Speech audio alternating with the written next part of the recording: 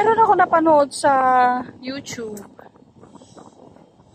Ewan ko kung parang national news ata yun. Kasi basta meron. May nag-interview sa kanila na newscaster. Finiture ang Pananakpan Beach. Kasi itong place na to, under siya ng barangay Patunungan ng Santa Ana, Cagayan. And ang barangay Patunungan, napakalawak niya kasi nung tinitingnan ko sa Google Map, malawak talaga ang coverage niya. Kaya ang barangay Patunungan na ito composes of maraming sitio. At tawag nila sitio. So this is Sitio Magawigaw. And then, yung pinag-stayan naman namin is Sitio Pananakpan.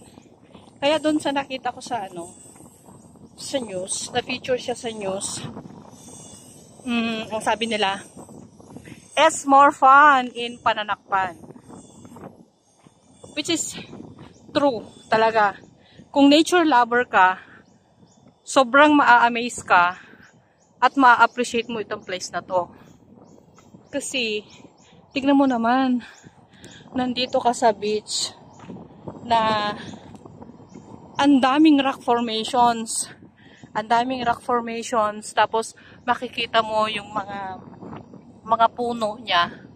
Yan, yung mga matataas na bundok na yan. Hindi lang yan, marami pa dun sa pinanggalingan namin. Na virgin yung forest niya. Kasi siguro, pero wala pa ako nakita, baka dineclare siya na protected area. Kaya siguro, ipapangalagaan ng gusto itong forest niya.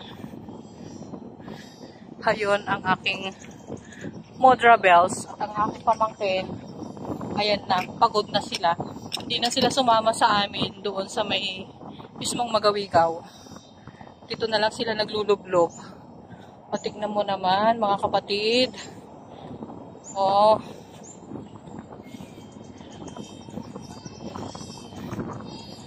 Ayun.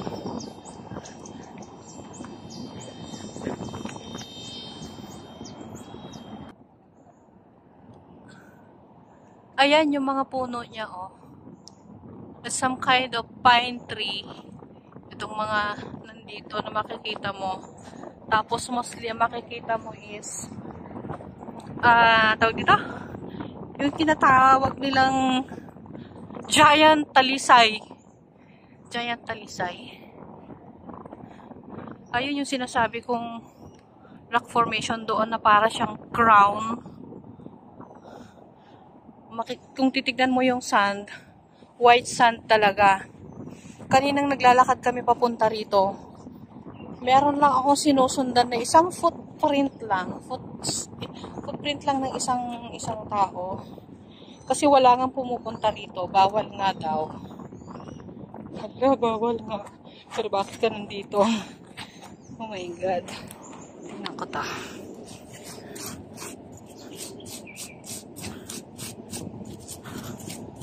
Hindi ko na siya makuha.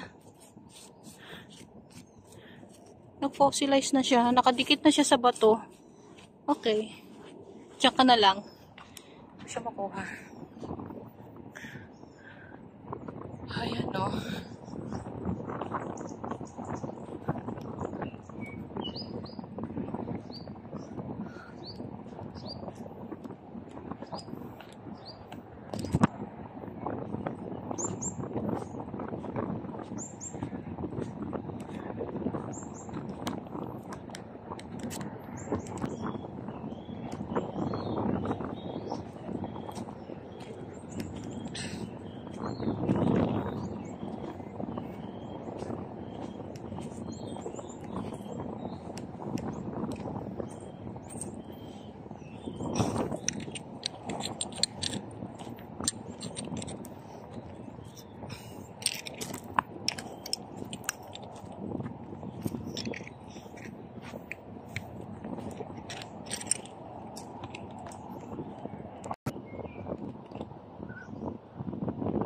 Ayun sila.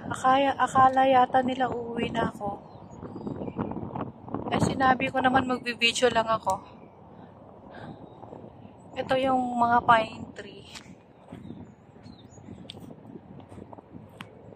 Na-amaze talaga ako dito sa beach na to. Kasi sa Tandahon to, ngayon lang ako nakakita ng seashore na merong nasaan na ba yun? Merong freshwater.